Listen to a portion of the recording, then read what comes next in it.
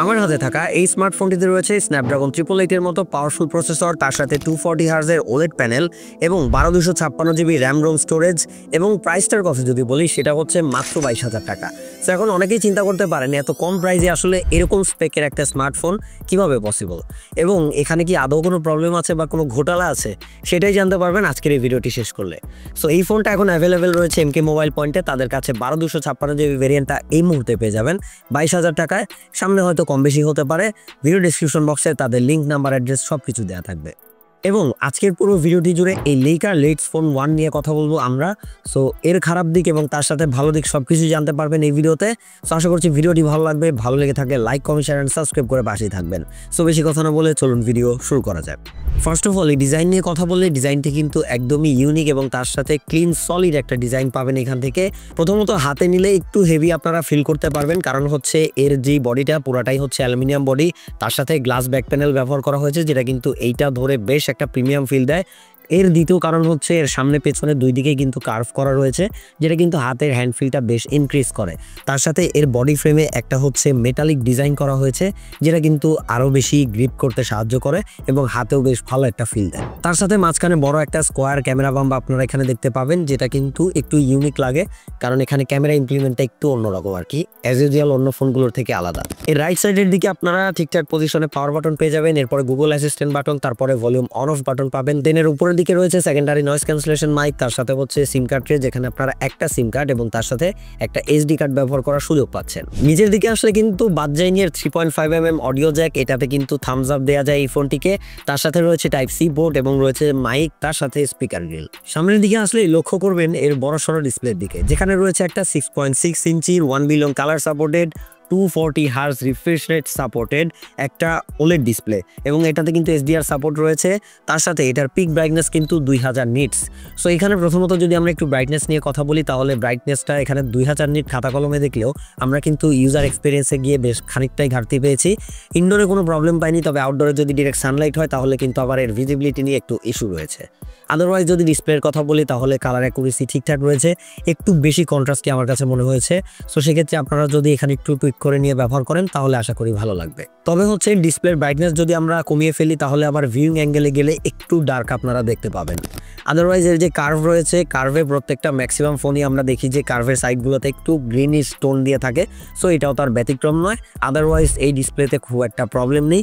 তবে আরেকটা প্রবলেম আমরা ফেস করেছি normally day to day life use করতে গিয়ে, সেটা হচ্ছে এই ডিসপ্লেটা কার্ভ হওয়ার কারণে এখানে একটু মিসটাচ হয়েছে, এবং যেটা কিন্তু আপনারা নর্মালি যদি ফোনটা কোনো রকম কেস ছাড়া ব্যবহার করেন তাহলে কিন্তু এটা বেশ ভালোই প্যারা দেয়। যদি আপনি সিঙ্গেল হ্যান্ডে ইউজ করতে চান সেক্ষেত্রে আপনার সাইড এজগুলো কিন্তু মিসটাচ হবে। বেজেলের কথায় আসলে নিচের দিকটা একটু বেশি বেজেল রয়েছে, বেশ ভালোই মোটা, এবং উপরের দিকে কিছুটা কম হলেও সেটাও কিন্তু একটু বেশি। তো এক্ষেত্রে হচ্ছে বেজেলটা বেশ ভালোই রয়েছে। তবে আমার পাঞ্চহোল যে ক্যামেরাটি রয়েছে সেটা কিন্তু খুবই ছোট। ডিসপ্লের দিকে তাকালে একদম মাঝ বরাবর আপনার চোখে পড়বে এর আলট্রাসনিক ফিঙ্গারপ্রিন্টটি, যেটা কিন্তু একটু বেশি উপরে দিয়েছে এখানে লেখা, এবং এটা মোটামুটি ফাস্ট অ্যান্ড অ্যাকুরেট রয়েছে। তবে আবার কিছু কিছু সময় আমরা কিন্তু এটা মিস হতেও দেখেছি। তবে এর ফ্রন্ট ক্যামেরাতে এর ফেস আনলক ফ্যাসিলিটিটা দেওয়া হয়েছে, যেটা কিন্তু আবার যথেষ্ট ফাস্ট অ্যান্ড অ্যাকুরেট রয়েছে। কন্টেন্ট ওয়াচিং এক্সপিরিয়েন্সকে আরেকটু বুস্ট আপ করতো ভালো মতোই যদি এর স্টেরিও স্পিকারটা আরেকটু বেটার হতো। লাউডনেসের পরিমাণ অনেকটাই ঘাটতি আমরা লক্ষ্য করেছি, খুব একটা লাউড বলা যায় না, এবং তার সাথে বেস খুব একটা নাই। মোটামুটি আপনারা শুধু ট্রেবলটাই পাবেন, একটু সাউন্ড ঠিকঠাক মতো শুনতে পারবেন। আদারওয়াইজ এর সাউন্ডে বেশ ভালোই ঘাটতি আমি লক্ষ্য করেছি। সিস্টেমের কথা আসলে এর অ্যান্ড্রয়েড ভার্সন আপাতত আপনারা যখন এই ফোনটা নেবেন তখন কিন্তু 11ই পেয়ে যাবেন, এবং অ্যান্ড্রয়েড 11-এর পরে আর এটা কোনো আপডেট আসছে না। সো এখানে আমি একটু হতাশ যে অন্তত যদি এখানে 14 পর্যন্ত দেওয়া যেত তাহলে কিন্তু বেটার হতো। সেখানে আপনারা সর্বোচ্চ 11 পর্যন্তই পাবেন, এবং এই ফোনটিতে এখন 11ই রয়েছে। সেক্ষেত্রে যদি আমরা ইউআইয়ের কথা বলি, এখানে কিন্তু অনেকটাই একটু স্টক অ্যান্ড্রয়েড ফিল আমি পেয়েছি, কেন জানি না। সেরকমভাবেই জিনিসটা ইমপ্লিমেন্ট করা হয়েছে। আর দ্বিতীয়ত হচ্ছে কিছু ব্লোটার রয়েছে যেগুলো কিন্তু চাইলেই আপনারা আনস্টল করে দিতে পারবেন, এবং দেন এই ফোনটা মোটামুটি ক্লিন রয়েছে। আমরা খুব একটা এখানে ল্যাগ বা হচ্ছে কোনো রকম ইরোর বা বাগ ভাল্লুকের দেখা খুব একটা পাই নাই। তবে হচ্ছে কিছু কিছু জায়গায় একটু প্রবলেম রয়েছে, যেটা আপনারা ওই সেগমেন্টের যখন আমরা কথা বলবো তখন আপনারা জানতে পারবেন। পারফরমেন্সের দিকে আসলে এদিকেই হয়তো এই ফোনটার মেন হাইলাইট পার্ট, যেটা হচ্ছে স্ন্যাপড্রাগন 888, যেটা 5 ন্যানোমিটার আর্কিটেকচারে বিল্ড করা একটা অক্টাকোর প্রসেসর। তার সাথে এখানে LPDDR5 5x 12GB র্যাম এবং UFS 3.1 এর 256GB স্টোরেজ ব্যবহার করা হয়েছে। সো ওভারঅল সেটআপে আমরা যদি এখানে আন্ডারডু স্কোরের কথা বলি তাহলে এসেছে 8,93,000 সামথিং, যেটা কিন্তু বেশ ভালো একটা রেজাল্ট এই বাজেটের একটা স্মার্টফোন হিসেবে। অবশ্যই এটা এই বাজেটে বলা যায় না, কারণ এখন এটা প্রিয়ন পাওয়া যাচ্ছে, নতুন তো আসলে এই বাজেটের না। সেক্ষেত্রে যদি আমরা পারফরমেন্সের কথা বলি তাহলে এই বাজেটের মধ্যে কিন্তু একটা বেস্ট পারফরমেন্স সেন্ট্রিক ফোন বলা যেতে পারে এটাকে। আপনারা মোটামুটি হেভি টাইটেল সব গেমই প্লে করতে পারবেন, যেমন আমরা এটাতে পাবজি খেলে দেখেছি। সেক্ষেত্রে কিন্তু ইজিলি আপনারা HDR এক্সট্রিম মানে 60 FPS এ কনস্ট্যান্ট এই ফোনটা দিয়ে গেম খেলতে পারবেন।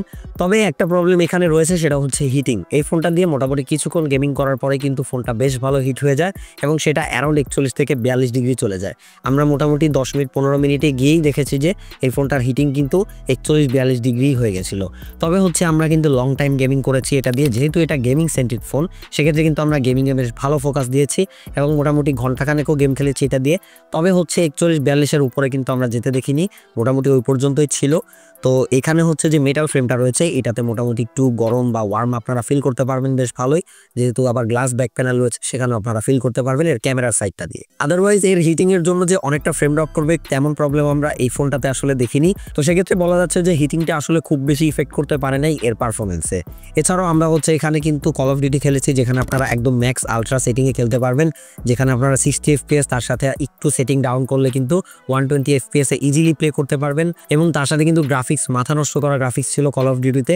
আমরা মোটামুটি খেলতে গিয়ে বা চেকিং করতে গিয়ে কিন্তু অনেকখানি গেম খেলে ফেলেছি এই ফোনটা দিয়ে। তার সাথে আমরা এখানে অ্যাসপাল্ট 9 খেলেছি ফুল ম্যাক্সড আউট গ্রাফিক্সে, 60 FPS একদম স্মুথ বাটার স্মুথ দিচ্ছিল এই ফোনের পারফরমেন্স।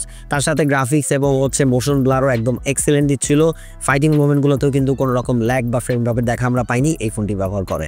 তবে হিটিং কিন্তু আপনার সাথেই থাকবে। তবে ঝামেলা রয়েছে আবার আরেকটু, যেটা হচ্ছে ওয়াইফাই। ফোনটাতে ব্যবহার করা হয়েছে শুধুমাত্র 2.4 GHz ওয়াইফাই সাপোর্টের জন্য। সেক্ষেত্রে আপনারা কিন্তু 5 GHz এর কোনো সাপোর্ট পাচ্ছেন না এবং এখানে দিয়ে একটু প্রবলেমে পড়তে হবে আপনাকে। কিছু কিছু সময় কিন্তু আমরা ওয়াইফাই ব্যবহার করতে গিয়েও কিছুটা নেটওয়ার্ক ইস্যুতে পড়েছি। যখন আমরা এক রুম থেকে অন্য রুমে গিয়েছি তখন কিন্তু এর ওয়াইফাই নেটওয়ার্কটা একটু দুর্বল দেখাচ্ছিল এবং নেটওয়ার্কটাও একটু স্লো আসছিল। সো এইখানে একটু প্যারা হতে পারে আপনার জন্য।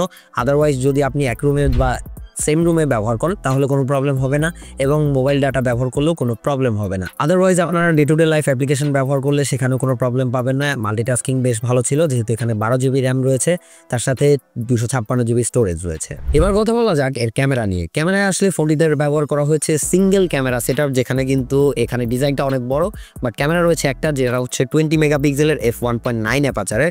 এবং মজার ব্যাপার হচ্ছে এই একটা মাত্র ক্যামেরা দিয়ে আপনারা অনেক কিছু করতে পারবেন, যেটা হয়তো আস্তে আস্তে আপনারা জানতে পারবেন। সো যেহেতু এটা একটা লেকার ফোন, সো আপনারা হয়তো জানেন যে তাদের হচ্ছে লেন্স এবং তার সাথে ক্যামেরাতে তারা কতটুকু ইমপ্লিমেন্ট করতে পেরেছে। সো এখানে খুব একটা তার ব্যতিক্রম দেখিনি। তবে আমার কাছে মনে হয়েছে এখানে কিছু ঘাটতি রয়েছে অপটিমাইজেশনে। প্রথমত যদি আমরা ডেলাইটের স্যাম্পলের কথা বলি তাহলে ছবি কিন্তু বেশ ভালো আসছিল। প্রত্যেকটা ছবি আমরা খুব একটা বুস্ট করতে দেখিনি, ন্যাচারাল আসছিল। তবে কেন জানি না ছবিটা তোলার সময় অনেকটা হচ্ছে ভাইব্রেন্ট, তার সাথে অনেকটা কালার বুস্ট দেখাচ্ছিল, বাট কিছু সময় প্রসেস হওয়ার পরে এই ছবিটা কিন্তু একদম ন্যাচারাল হয়ে যাচ্ছিল। তখন আবার খুব একটা কালার বুস্ট আমরা দেখিনি। ডিটেলে আমার কাছে কিছু ঘাটতি মনে হয়েছে। সো এখানে আমার কাছে মনে হয়েছে যে এটার ক্যামেরাটা আসলে খুব একটা ভালো মতো অপটিমাইজ করতে পারেনি এখানে লেখা। সো এই জায়গায় কিছুটা কম্প্রোমাইজ আপনার করতে হবে। আদারওয়াইজ রিয়ার ক্যামেরার ছবি কিন্তু মোটামুটি ভালো ছিল। ডাইনামিক রেঞ্জ ম্যানেজ করতে কিছুটা হিমশিম খেয়ে যাচ্ছিল, তবে ওভারঅল আউটপুট মোটামুটি ভালোই দিচ্ছিল। খুব একটা আমরা কিন্তু ওভার এক্সপোজ হতে দেখিনি ছবি। আমরা কিন্তু একদম দিনের বেলা দুপুরের দিকে ছাদে গিয়ে এখানে ছবি শ্যুট করেছি। সো সেক্ষেত্রে কিন্তু খুব একটা আমরা এই ওভার এক্সপোজ ছবি দেখিনি। এবং তার সাথে যদি আমরা আলট্রা ওয়াইড লেন্সের কথা বলি, সেখানে কিন্তু আমরা খুব একটা বেশি ওয়াইড দেখতে পাইনি, যেহেতু এখানে ডেডিকেটেড কোনো আলট্রা ওয়াইড লেন্স দেওয়া নেই। শুধুমাত্র আপনারা বাই ডিফল্ট এর মেন সেন্সর দিয়ে আলট্রা ওয়াইড নিতে পারবেন।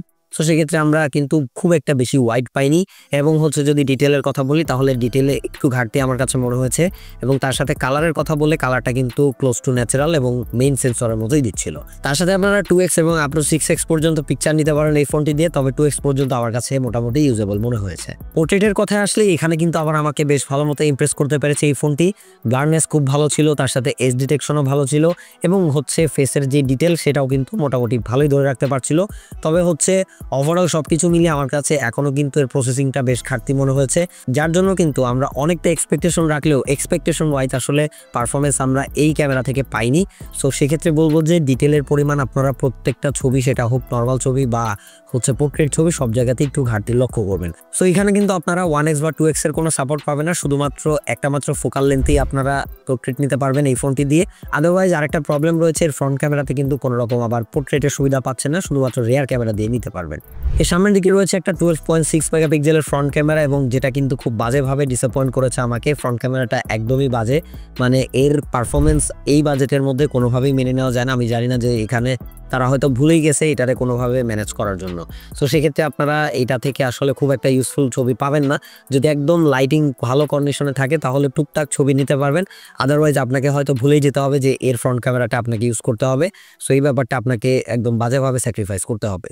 ভিডিওতে আসলে কিন্তু এটা রিয়ার ক্যামেরা আবার ভালো মতোই চমক দেখিয়েছে। 8K পর্যন্ত ভিডিও রেকর্ডের সাপোর্ট রয়েছে, তার সাথে কিন্তু 4K 60 FPS এ ভিডিও করতে পারবেন। এবং মজার ব্যাপার হচ্ছে এখানে একটা লেন্স ব্যবহার করার কারণে কিন্তু আপনারা আলট্রা ওয়াইডেও যেতে পারবেন ভিডিও চলাকালীন, তার সাথে কিন্তু জুমও করতে পারবেন, 1x-এও থাকতে পারবেন, 4K 60 FPS a constant video করতে পারবেন। এবং ভিডিও স্যাম্পল আপনাদেরকে দিয়ে দিচ্ছি, আপনারা দেখে বুঝে নিন। তো এখন আপনারা যে ভিডিওটা দেখতে পাচ্ছেন এটা হচ্ছে রেয়ার ক্যামেরা দিয়ে 4K 60 FPS, স্ট্যাবিলাইজেশন কেমন আপনারা দেখতেই পাচ্ছেন।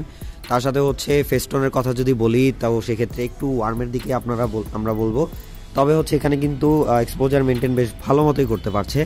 তবে ভিডিওর দুইটা প্রবলেম রয়েছে, সেটা হচ্ছে যে ম্যাক্সিমাম সময় আমরা লক্ষ্য করেছি যে ফোকাসটা ঠিক মতো নিতে পারছিল না, যার জন্য সাবজেক্টটা অনেক সময় ডিফোকাস দেখাচ্ছিল এবং তার সাথে ডিটেলের পরিমাণ কিন্তু বেশ ঘাটতি রয়েছে এই ফোনের ভিডিওতে। ব্যাটারিতে আসলে ফোনটিতে ব্যবহার করা হয়েছে 5000 mAh এর ব্যাটারি এবং এখানে কিন্তু মোটামুটি ফাস্ট চার্জিং সাপোর্ট রয়েছে, তবে আসলে কত ওয়াট পর্যন্ত সেটা কোথাও বলা নেই, আমরা অনেক খুঁজেছি। তবে আমাদের কাছে মনে হচ্ছে 15 থেকে 20 ওয়াটের একটা ইনপুট দিতে পারবেন আপনারা এইটাতে, এবং এটা কিন্তু একবার চার্জ হলে বেশ ভালো চার্জ ব্যাকআপ দেয়। মোটামুটি কিন্তু আপনারা 5-6 ঘন্টার মতো স্ক্রিন অন টাইম পাবেন এই ফোনটি ব্যবহার করে, এবং যদি নর্মালি ব্যবহার করেন ইজিলি দিন পার করে ফেলতে পারবেন কোনো ঝামেলা ছাড়াই। সবকিছু শেষে আমরা মোটামুটি একটা সারসংক্ষেপ আপনাদেরকে বলে দিই যে এই ফোনটা আসলে 22,000 টাকা রেঞ্জের মধ্যে কেমন হবে। প্রথমত যদি আমরা এর প্রবলেমের কথা বলি, বেশ অনেকখানি প্রবলেম রয়েছে, কারণ এটা আসলে অ্যাকচুয়ালি ইউজার ফ্রেন্ডলি একটা ফোন না, এটা একটা কনসেপ্ট ফোন টাইপের বের করেছিল। সো সেই জায়গা থেকে অনেকেই এইটা কিন্তু জাস্ট পারফরমেন্সের জন্য দেখতে যাবেন। সো সেক্ষেত্রে আমি বলবো যে হ্যাঁ, পারফরমেন্সে এটার বেশ ভালো একটা স্ট্যাবিলিটি রয়েছে, তার সাথে ব্যাটারি ব্যাকআপও মোটামুটি ভালো, ডিসপ্লেটাও মোটামুটি ভালো, খারাপ না। তবে হচ্ছে এখানে যদি 240 হার্জের কথা বলা হয়েছে, তবে ম্যাক্সিমাম সব অ্যাপ্লিকেশন এবং সব কিছু দিয়ে কিন্তু 120 হার্জ পর্যন্ত আপনারা সাপোর্ট পাবেন। এবং যদি আমরা খারাপ দিকের কথা বলি, সেখানে কিন্তু সফটওয়্যার এক্সপিরিয়েন্স কিন্তু এখানে আপনারা 11-এর পর আর পাচ্ছেন না। সো এখানে কিন্তু বেশ ভালো ডাউনগ্রেড রয়েছে, তার সাথে সাউন্ডে অনেকটা গ্যাপ রয়েছে, ক্যামেরাতে কিন্তু অনেকটা গ্যাপ রয়েছে, এবং ফাইনালি হচ্ছে আপনারা কিন্তু এখানে হচ্ছে আফটার সেলস সার্ভিস যেটা, সেটা হচ্ছে যে এই ফোনটার যদি কোনো পার্টস বা কখনো কোনো প্রবলেম হয়ে যায় সেক্ষেত্রে কিন্তু আপনারা এটা রিপেয়ার করার মতো খুব একটা ফ্যাসিলিটি পাচ্ছেন না। সো ওভারঅল এই কয়টা ভালো জিনিস এবং খারাপ জিনিস এখন আপনার স্যাক্রিফাইস আপনি করতে পারবেন কিনা সেটা হচ্ছে আপনার উপরে। আদারওয়াইজ যদি আপনারা সাজেশন চান, সেটা হচ্ছে যে আমি বলবো যে আপনার বাজেট যদি আপনি বাড়াতে পারেন তাহলে অবশ্যই আপনি স্যামসাংয়ের S21-এ যেতে পারেন, পিক্সেল 6-এ যেতে পারেন। সো এরকম কিছু ফোন রয়েছে। আদারওয়াইজ যদি আপনি এটাই নিতে চান তাহলে আপনাকে বেশ কিছু জায়গায় স্যাক্রিফাইস করতে হবে। সো এই হচ্ছে আজকের কথা, দেখা হচ্ছে আমাদের নেক্সট কোনো ভিডিওতে। এর থেকে বেশি কিছু জানার থাকলে কমেন্ট বক্স খোলা রয়েছে, অবশ্যই কমেন্ট করে জানাবেন। ভালো লেগে থাকলে লাইক, কমেন্ট, শেয়ার, সাবস্ক্রাইব করে পাশেই থাকবেন। খোদা হাফেজ।